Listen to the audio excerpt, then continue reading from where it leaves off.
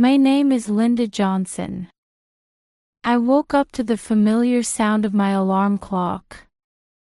The gentle chimes echoed through the cozy bedroom of our home in the suburbs of Springfield, Ohio.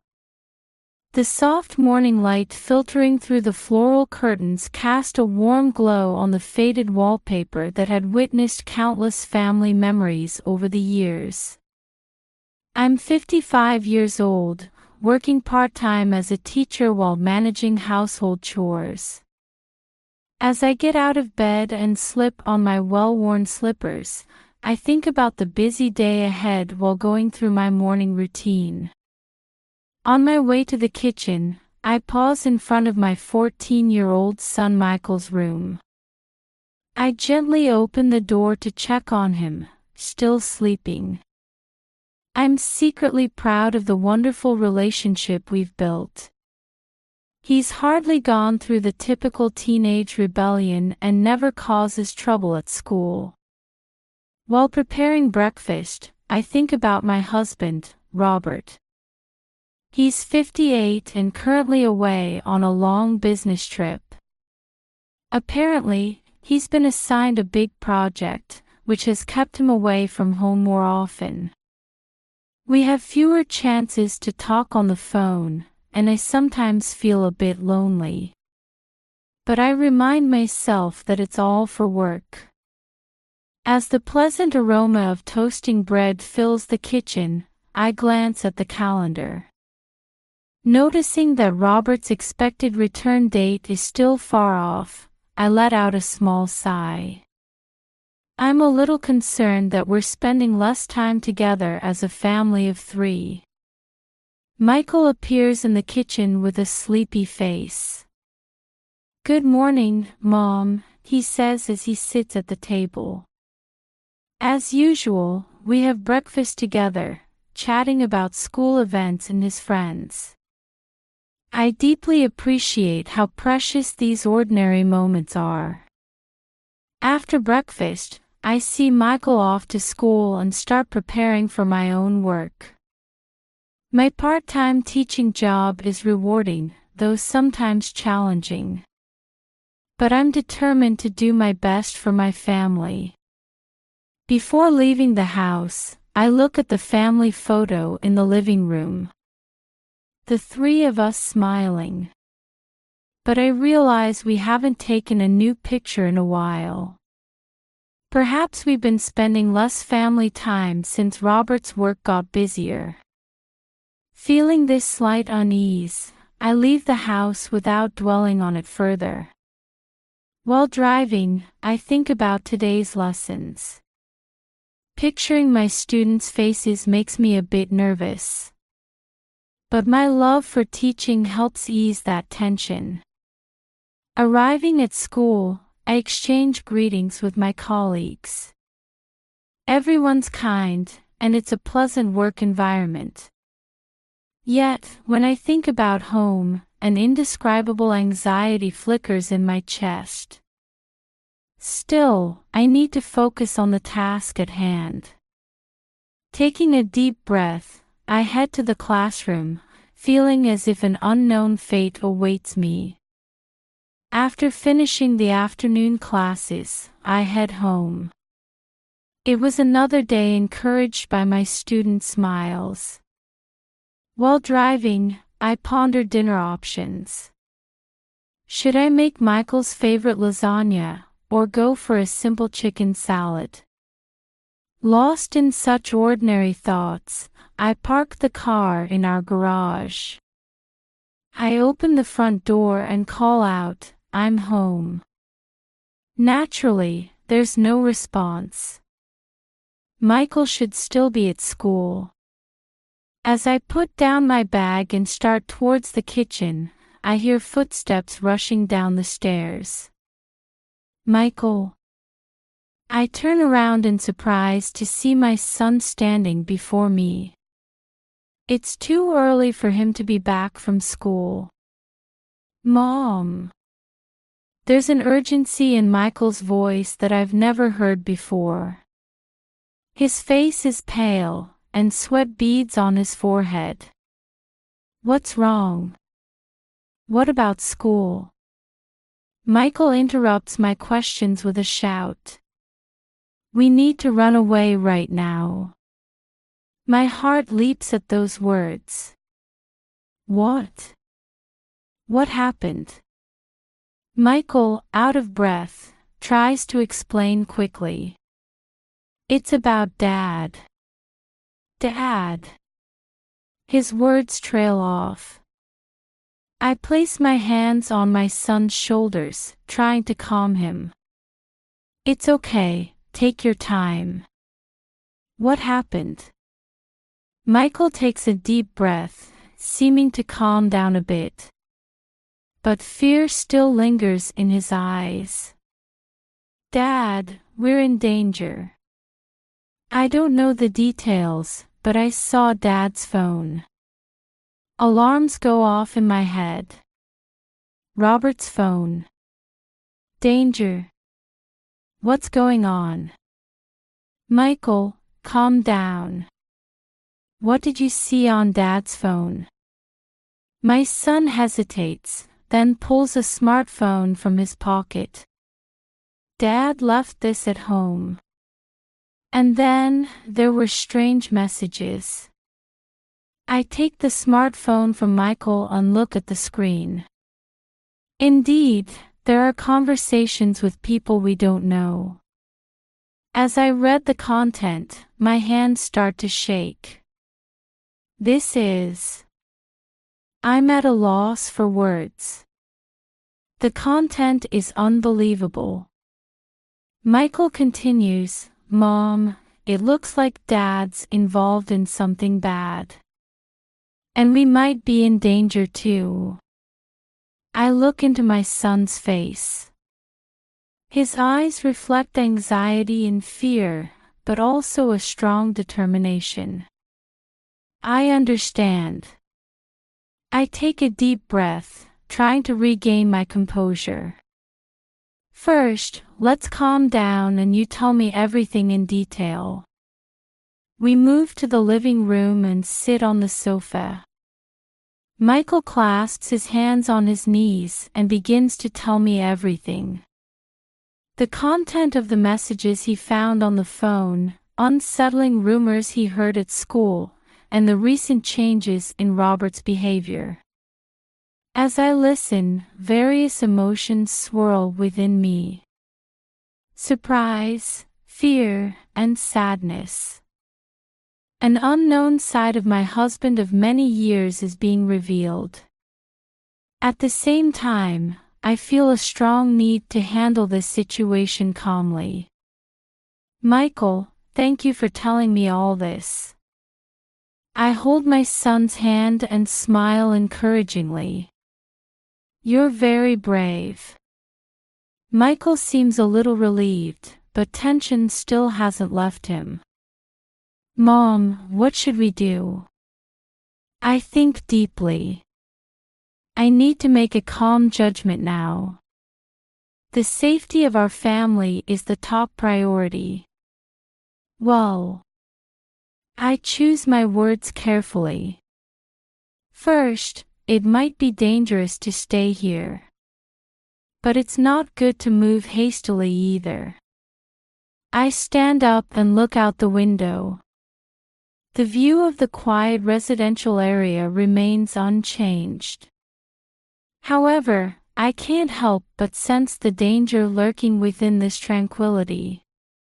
Michael, let's pack our bags. Just the essentials. I make my decision.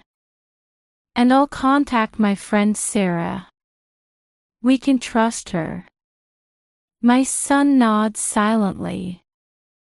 His eyes reflect anxiety but also trust in me. It's going to be okay. We'll get through this together. I say firmly. However, anxiety swirls in my heart. What will become of us now? And Robert, what on earth are you doing? Michael and I started packing our essentials hurriedly. All the while, I couldn't get the content of my son's story out of my head. "Hey, Michael," I asked carefully, choosing my words. "Can you tell me more about the messages you saw on Dad's phone?" Michael stopped packing and took a deep breath. "Yes," he began hesitantly. "It looked like Dad was making some kind of deal with someone. There was talk about money and documents." My heart raced. "A deal? What kind of deal?" "I'm not sure, but—" Michael furrowed his brow. It seemed like he was trying to sell confidential company information. I gasped at those words. "Robert, doing such a thing. It's unbelievable." But thinking back on his recent behavior, something had definitely been off. "Anything else that bothered you?" I asked, trying to maintain my composure. Michael thought for a moment before answering.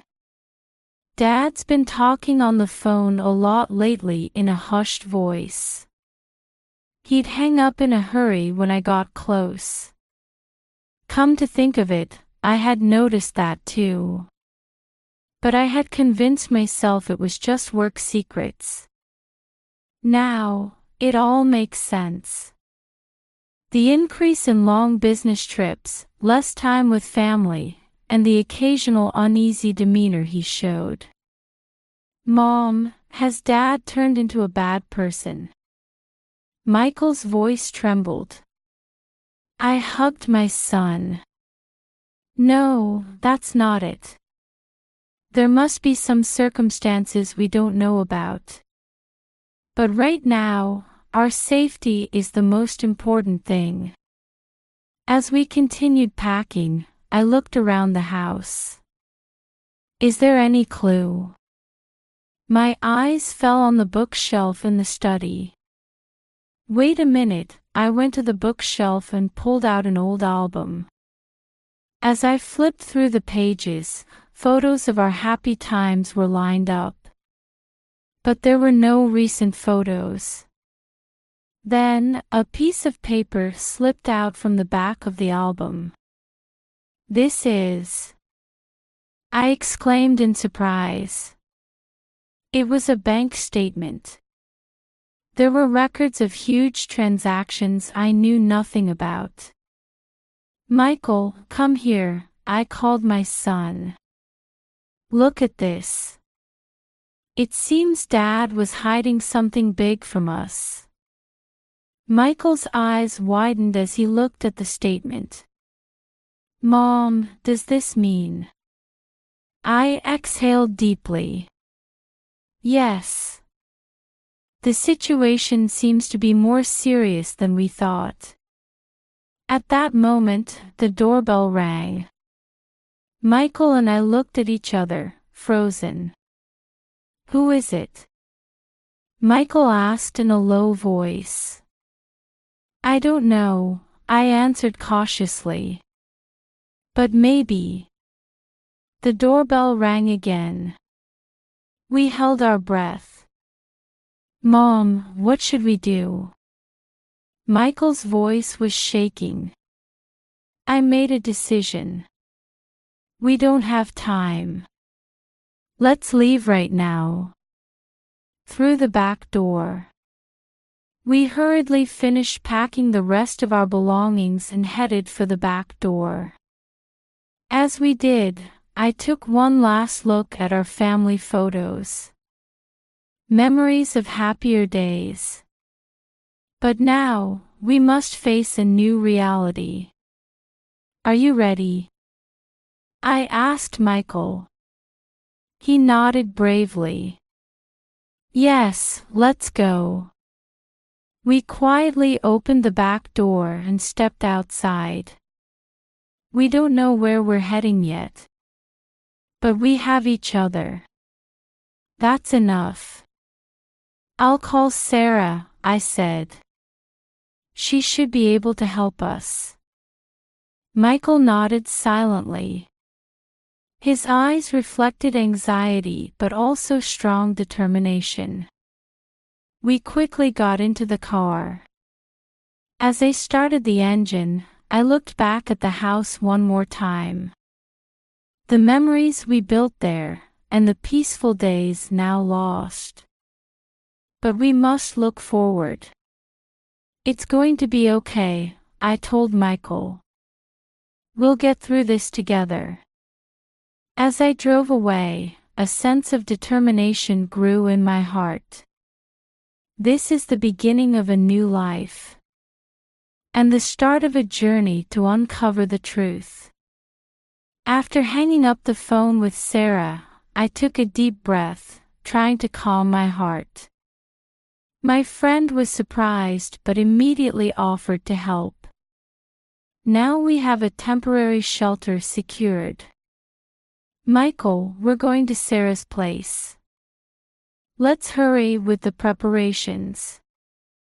My son nodded silently and continued packing. Watching him, I once again realized the gravity of our situation. The ordinary life we had just hours ago now seemed like a distant past. Suddenly, we heard the sound of a car. We froze. Mom, could it be? Michael's voice trembled. The car visible through the window was unmistakably Robert's. Hurry, I said in a low voice. Leave the luggage. We need to get out through the back door right now. Being careful not to make any noise, we headed for the back door. Just before opening it, we heard the front door open. Linda. Michael. Robert's voice echoed through the house. Michael and I looked at each other. Seeing the fear in my son's eyes, I steeled my resolve. Let's go. I took Michael's hand and we went out through the back door. We crossed the yard and came out to the back alley. Robert's voice was getting closer. Linda. Where are you? My heart was pounding. But we couldn't stop. We came out to the main street and hailed a taxi. Hurry, I told the driver as we got in. Take us as far as you can. Just as the car started moving, I saw Robert burst out of the alley. Linda. Wait. His voice gradually faded away. Michael looked back, but I kept facing forward. It's okay, I said with a shaky voice. We have our own path now. The taxi drove out of town and continued through unfamiliar scenery. Looking at the landscape flowing past the window, I reflected on my life so far. Our wedding day. The day Michael was born. The happy times we spent as a family. And the shocking truth revealed today. Everything was running through my mind like a fast-moving picture show. Mom, Michael's voice brought me back to reality. What's going to happen to us now? I squeezed my son's hand. I don't know. But if we're together, I'm sure we can overcome anything. The taxi entered the highway. The lights of the town behind us gradually grew smaller. It seemed to symbolize our farewell to our past. It's the beginning of a new life, I whispered. Michael nodded silently. In his eyes, I could see anxiety but also a glimmer of hope. The taxi continued driving through the darkness of the night. We don't know our destination. But what's certain is that we're here together. And we have a strong determination to protect each other. Hey, Michael, I said quietly. We'll understand about Dad someday. But for now, let's think about our future. Yes, Michael's voice had regained some strength. Looking at the scenery flowing past the window, I exhaled deeply. This is the path we've chosen. It might be difficult, but I'm proud that we had the courage to seek the truth and start a new life. The taxi's headlights cut through the darkness, carrying us towards an unknown future. We don't know what awaits us, but surely a path will open up. As long as Michael and I walk together, supporting each other. Well, this is the beginning of our new life, I whispered, softly